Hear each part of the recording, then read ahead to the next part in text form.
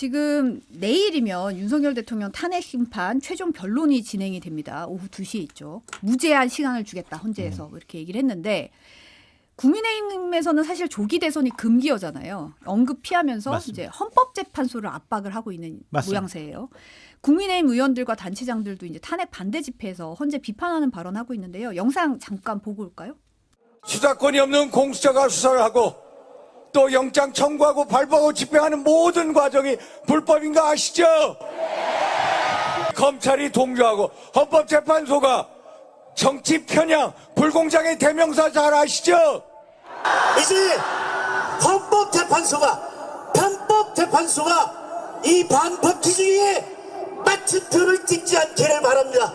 우리가 행동해야 할 때입니다. 이제 사실은 혐중 음모론도 나오고 있어서 문제예요. 이제 나경원 의원 같은 경우는 이제 헌재 외국인 채용 맞는 법안을 발의하겠다라고 나섰는데 사실 이미 현행법에 대한민국 국민만 법관이나 헌법 연구관 될 수 있도록 규정을 해놓고 있어서 좀 논란이기도 합니다. 이게 최근에 토론회 이름이기도 한데 국민의힘이 어디로 가고 있는 걸까요? 어디로 가고 있을까요? 극으로 가고 있을까요? 아니면은 계속 중도 보수에 머물러 있을까요? 근데 제가 보기에는 상대 오른쪽으로 계속 가고 있다. 그것이 이제 윤석열 대통령을 옹호하고 헌재를 공격하는 모습에서 나타나고 있다라고 보고요. 윤상현 의원은 계속 저런 얘기를 했던 분이니까 뭐 그럴 만한데 장동혁 의원 같은 경우에는 판사 출신이잖아요. 판사 출신이 저렇게 헌법재판소에 대해서 정치 편향적이라고 얘기하면서 존재 가치를 부정하는 듯한 얘기하는 게 과연 맞을까? 하여튼 보수주의자들이 해야 하지 말아야 할 하면 안 되는 법치주의 훼손, 사법 질서를 훼손하려는 모습 참 실망스럽고 저런 얘기를 하면 할수록 국민의힘은 국민들로부터 멀어지고 이번 대선에서도 합리적인 중도층 국민들에게도 선택받지 못할 가능성이 높아요. 안 그러셨으면 좋겠는데 제가 아무리 얘기해도 저 사람들은 지지층의 환호를 받는 걸 너무 즐거워하셔가지고 저런 행위가 윤석열 대통령 탄핵 이후에도 더 과격해지면서 강한 자극적인 주장으로 표현되지 않을까 상당히 걱정됩니다. 그러니까 이게 어느 정도라야지 이게 그리고 좀 어느 합리적인 근거를 가지고 사실관계를 가지고 이게 얘기해야 되는데 요즘 뭐 그 극우 쪽에서 도는 얘기들이 네.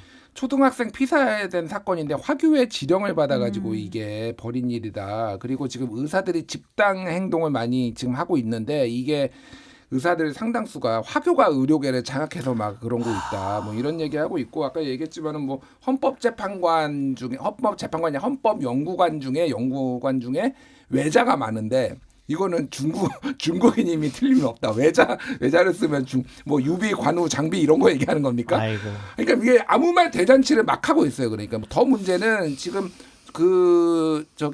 가회동이나 이쪽에 중국인 관광객들 굉장히 많이 오거든. 외국인 관광객들. 그냥 다짜고짜 외국인들 보면은 너 중국인이지. 그러면서 거의 막 린치까지 거의 가는 그런 수준이에요. 인식 모독하고. 근데 똑같이 생각해 보시죠. 한국인이 중국 갔는데 거기에서 너 한국인이지. 그러면 막 위협하고 막 꺼지라고 그러고 그러면은 이게 국가 문제가 돼요. 그러니까 이게 정도껏 해라. 지금 우리나라 그리고 헌법 연구관들은 대한민국 국적 가진 사람만 할 수 있습니다. 무슨 법을 발의합니까? 나경원 의원이. 이게 뭐한 짓이에요 도대체. 그러니까 이게 국익에도 심각한 게 훼손이 될 거고 중국하고 그걸 안 볼 겁니까?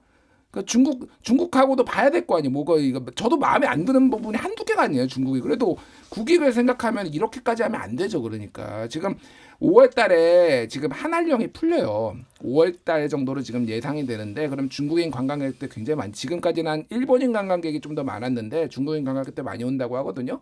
어떻게 하려고 그래요? 그러면은 다 뭐 테러할 건가요? 그러면 그러니까 적당히 좀 해라 진짜. 그리고 정치가 여기까지 가면 안 되죠. 그러니까 이들하고 선을 그어야죠. 그러니까. 네. 지금 보면은 사실 국민의힘 의원들이 여기 나서서 발언을 하고 있다는 게 더 문제인 것 같긴 해요. 그럼요. 지금 거기에 맞아요. 지금 부안해동하면 안 되잖아요. 사실 그럼요. 이런 상황에서. 근데 사실은 뭐 금기어다 뭐다 해도 사실상 조기 대선을 위한 움직임은 뭐 일어나고 있는 거라서 시작됐죠. 뭐 안철수 의원 어제 사실상 대권 도전했잖아요. 뭐 갈등 극심한 정쟁과 갈등을 넘어 통합으로 가야 한다. 뭐 이렇게 얘기를 했는데 어떻게 보세요? 그러니까 국민의힘 의원들은 진짜 본격적으로 대선 준비 다 하고 있어요. 그래서 뭐 지도부가 공식적으로 얘기만 안 하고 있지 당의 실무자들도 다 경선을 며칠 어디서 하고 뭐 이런 것들 다 정해놨기 때문에 이미 대선 열차에 올라탔다라고 볼 수밖에 없고요. 안철수 의원 말씀하셔서 그런데 힘겨워 보여요. 그러니까 우리가 극명하게 알 수 있는 게 대선 후보들 양자 대결 여론조사를 하잖아요. 거기 보면 안철수 의원이 대부분 좀 빠져 있더라고요. 다른 분들이 이재명 대표랑 양자 대결에 나오고. 그럼 언론의 관심 그리고 어느 정도 국민적인 지지율이 나오지 않기 때문에 이러한 현상이 나오지 않을까. 그래서 여태까지 대선에서 안철수 의원이 상당히 중요한 변수였는데 안철수 의원이 변수가 안 되는 첫 번째 대선을 맞이할 수도 있겠구나. 그런 생각도 듭니다. 뭐 주반 야대가 아니라 이제 주대 야대예요. 주대 야대가. 예, 그냥 다 대선 얘기만 하고 있습니다. 사실은 요 몇 분만 가가지고 아까 전에 뭐 윤상현, 장동영 이런 분들만 지금 나경원이나 그렇게 하는 거지. 뭐 대선 모드로 들어갔다고 보면 될 것 같고 심판의 날이 다가온다. 저는 그 생각이 들어요. 그러니까 이게 그 성경 얘기를 해서 죄송한데 요한계시록에 보면은 심판의 날이 다가오기 전에 여러 가지 징후가 나옵니다. 첫 번째 천사가 나팔의 분이 하늘에서 우박에 떨어졌다. 저는 이 대선 후보들이 이렇게 한 명씩 나오는 게 심판의 날, 윤석열 심판의 날, 탄핵 심판의 날이 다가왔다 이런 생각이 들어요. 그런데 지금 대선 이재명 대표는 뭐 이를테면 MBC 100분 토론도 나오고 막 여기저기 뭐 방송 나오고 지금 대선 얘기 다 하고 있는데 이 사람들은 제가 사실은 아직은 대선 출마 선언한 건 아닙니다. 이러고 앉아 있으니 윤석열이 얼마나 지금 당에 큰 해악을 끼치고 있는 겁니까 진짜. 답답해 죽을 거예요 이분들도. 네. 이 와중에 이제 내일 탄핵 심판이 있고 모레 국민의힘 한동훈 전 대표가 책을 출간을 합니다. 뭐 국민이 먼저입니다. 책 출간하는데 여기에 대해서 이제 윤상현 의원은 뭐 대통령 시간을 침해하지 마라 뭐 이런 얘기하고 있고 신지호 전 전략기획 부총장 같은 경우는 뭐 이게 사실은 검사 이력을 뺐잖아요. 네. 검사 이력 빼면서 이제 논란이 나니까 뭐 활인검이어야 한다. 뭐 이런 얘기하면서 이제 한 전 대표 컴백 앞두고 굉장히 여론전에 나서는 모습이에요. 한 전 대표 측은 상당히 고무돼 있어요. 아 고무. 예, 지금 전 분야에서 1위를 기록을 하고 있거든요. 예약 판매로만으로 그 책이 베스트셀러 1위더라고요. 그래서 관심이 집중되는구나. 그리고 거기에 중요한 내용들이 드러나게 되면은 각종 언론 인터뷰를 통해서 본인의 존재감을 드러낼 수가 있고 비상계엄 해제 과정에서 본인이 얼마나 용기 있는 결단력 있는 행위를 한 것인지 국민이 알아봐 줄 거다라는 생각도 하고 있고 그 책의 분량의 대략 40% 정도가 대담을 하면서 나 한동훈이 꿈꾸는 대한민국은 어떤 나라인지에 대해서 본인의 생각을 밝혔다고 하더라고요. 그래서 이 책을 통해서 본격적으로 대선 레이스에 뛰어드는 것 아니냐 그렇게 이제 볼 수가 있을 것 같고요. 웃긴 포인트가 하나가 있어요. 그러니까 오세훈 시장도 이제 책 낸다고 하잖아요. 거기서 이제 비교가 될 거 아니에요. 그런 점 봐야 되고 더 웃긴 거는 홍준표 시장 얼마 전에 책 냈거든요. 모르시죠? 아, 책 냈어요? 책 냈어요. 책 제목이 정치가 왜 이래요. 정치가 왜 이래. 1월 24일 날 냈는데 아무도 모르시더라고요. 그러니까 한동훈 대표의 책에 얼마나 관심이 있는 것인지 홍준표, 오세훈 시장의 책 출간과 출간 예정을 비교해 보면 우리가 알 수 있다. 어쨌든 대단한 화제는 불러일으킬 것 같다라는 생각이 듭니다. 정치가 왜 이런지는 일단 홍 시장님이 조금 책임 지분이 있다라고 개인적으로 생각을 하고요. 예. 뭐 책 이제 줄줄이 나오죠. 저는 이제 이게 결국은 대선 구도가 이제 예전에 국민의힘이 했던 방식이면 이제 1차 컷오프에서 8인으로 추리고 그다음에 4인으로 추리고 뭐 이렇게 가잖아요. 그럼 유력한 4강의 이제 한 축이 이제 한동훈 대표 아닌가? 지금 국민의힘 쪽 얘기를 들어보면은 가장 많이 의원들이 줄을 선 쪽이 사람이 많은 때가 오세훈 시장 쪽이래요. 오세훈 시장 뭐 이래저래 얘기를 들어봐도 오세훈 시장 쪽이 가장 사람이 많고 그리고 한동훈 쪽은 원래 이제 사람들이 있었잖아요. 원래 한동훈 개라고 불려. 그분들이 근데 열심히 이제 하지는 않아요. 아직은 열심히 하지는 왜냐면 한동훈 대표가 본인이 안 하고 있는데 본인들이 그러니까 의원들이 할 수는 없지만은 여전히 이제 준비 중이고 맨날 단톡방 논의하고 있고 그리고 이제 김문숙에는 조금 이게 김문수 개라고 분류할 수 있을지 아닐지가 조금 애매한 분들이 상당히 많이 간해보고 있고 홍 시장은 독고다이다. 홍 시장 쪽에 줄을 선 사람은 그렇게 많지 않다. 뭐 이런 상황인 것 같은데 김대식 의원 정도 뭐 이렇게 됐다고.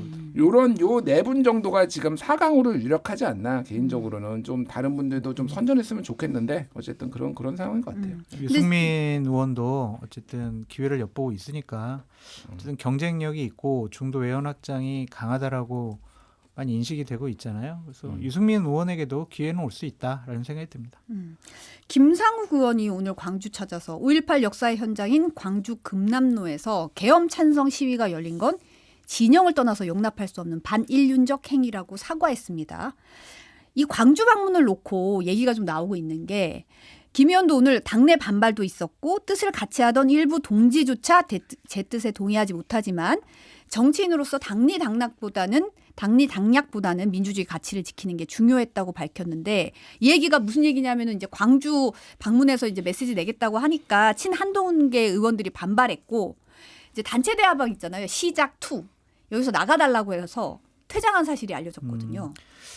그러니까 비상계엄 해제 결의안에 찬성을 하고 탄핵에 이제 찬성하는 것까지는 그래도 그냥 김상욱 의원 개인적인 의견이라고 생각을 해서 용인할 수 있지만 국민의힘 대선 후보 경선을 나가야 되는 한동훈 대표가 김상욱 의원과 함께하는 모습을 보이게 되면 결정적으로 국민의힘 당원들과 강한 지지층의 반발을 살 수밖에 없을 거예요. 그런 정적인 부담 때문에 김상욱 의원과 좀 멀리하려고 하는데 김상욱 의원 같은 경우에는 용기 있는 얘기를 정말 저렇게 과감 없이 하는 것은 거의 정치 생명을 걸고 하는 거거든요. 특히 지역구가 울산이잖아요.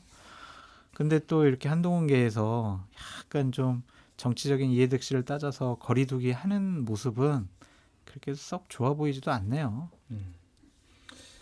김상욱은 찐이구나 그 생각이 들어요. 정말로 어쨌든 본인의 소신대로 하겠다라는 거를 이게 보여준 것 같고 말씀하셨다시피 경선 과정에서는 이게 도움이 안 될 것 같아요. 네. 예, 지금 한동훈 대표 입장에서는 가뜩이나 이제 미운 털이 맡겼는데 이제 뭐 집회들을 그럼 다 부정하는 거냐 뭐 이런 식으로 이제 탄핵 반대 집회를 부정하는 거냐 이렇게 좀 프레임에 갇힐 수가 있어서 좀 거리를 둘 필요는 있겠다 정무적으로는. 근데 이제 이렇게 기사가 나오는 거죠. 그러면은 이제 참 어려운 포지션인 것 같아요. 한동훈 대표가. 예.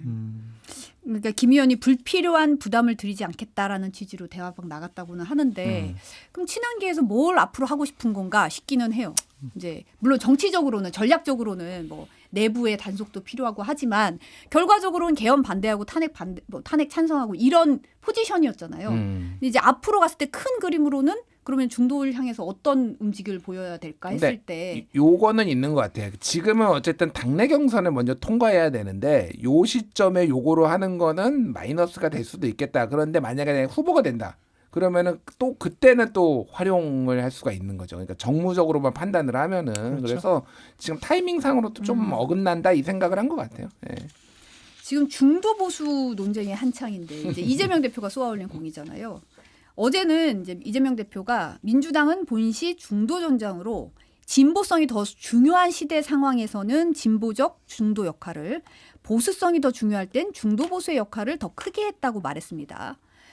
SNS에 좌파, 우파, 국민은 배고파 이런 게시말을 함께 싣기도 했는데 이제 실용주의 뭐 이런 얘기 한 거잖아요. 어떻게 보세요? 중도 보수? 중도 보수 논쟁을 끌어들인 것은 상당히 전략적으로 현명하다라고 볼 수밖에 없는 것이고 표에는 실질적인 도움이 될 수밖에 없다라고 판단을 합니다. 왜냐하면 국민의힘이 중도 보수의 입장에서 상당히 오른쪽으로 가 있기 때문에 그 활동 공간을 민주당에게 내어준 거거든요. 민주연구원에서는 지난번 대선에서의 진 이유를 중도 쪽에서의 표가 좀 부족했다라고 생각하는 것 같아요. 그래서 상속세라든지 근로세라든지 좀 중도층이 관심 있어 할 만한 부분, 특히 마포, 용산, 성동 여기에 집값이 한 20억 내외 정도 된다 하더라고요. 평균적으로 아파트 가격이. 그분들을 타겟으로 해서 상속세 문제를 꺼낸 것은 분명히 어느 정도 표의 소구력이 있을 것으로 보여진다. 이런 부분들은 두 가지 효과가 있는 거죠. 중도로서 확장을 함으로써 보수층의 불안감, 이재명이 집권했을 때 나라가 뒤집히는 거 아니야? 이런 불안감도 해소할 수가 있고 또한 본인의 사법 리스크 2차 이렇게 부정적인 여론으로부터 관심으로부터 그냥 중도 보수 논쟁으로 운동장을 옮겨버린 거잖아요. 그러면은 이재명 대표로서는 상당히 현명하게 이러한 이념적인 논쟁을 꺼내 들었다라고 보여집니다.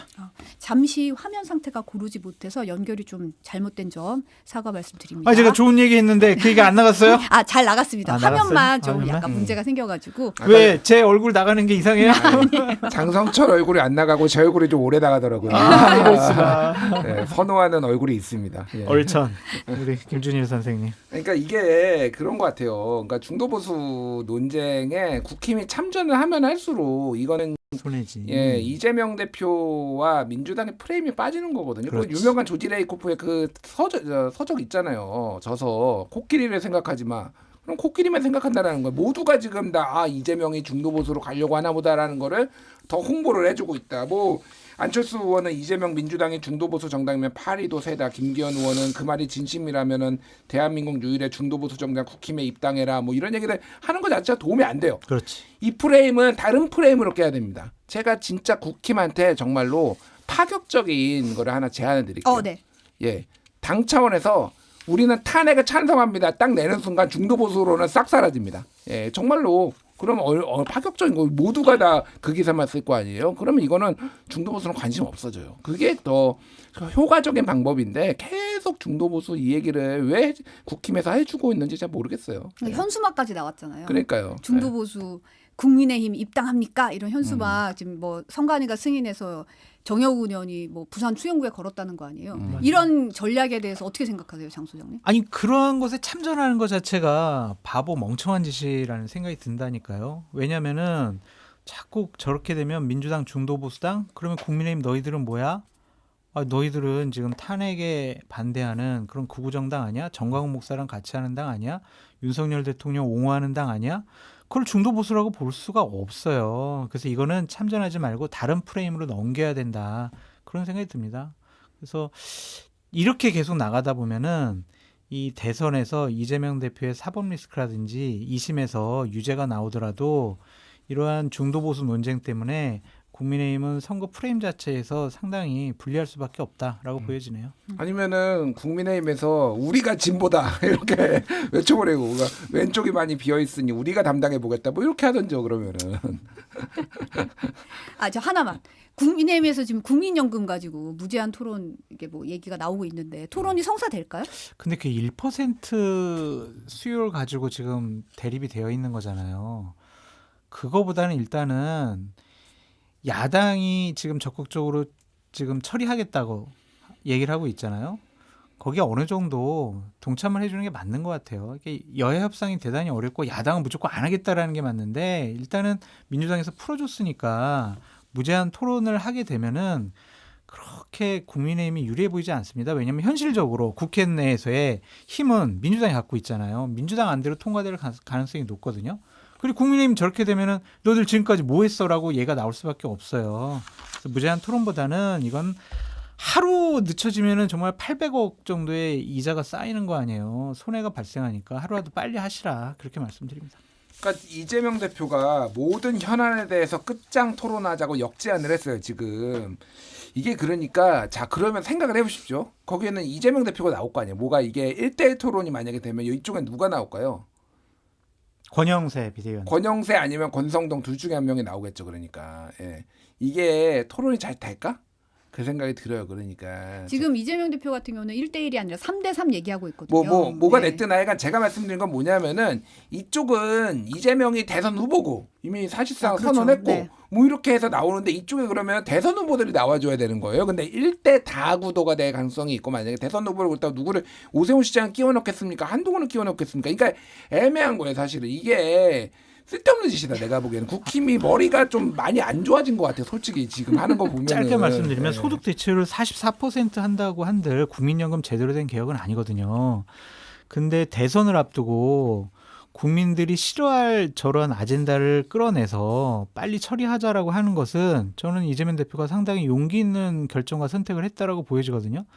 지난 2021년 저 MBC에서 이재명 대표를 앞에 두고 이 문제에 관해서 토론한 적이 있어요. 정치인사에서. 그때 대선 앞두고 못하겠다고 그러더라고요. 그런데 지금은 하잖아요. 그럼 그거에 대한 진정성은 이번엔 좀 알아주는 게 맞다라는 생각이 듭니다.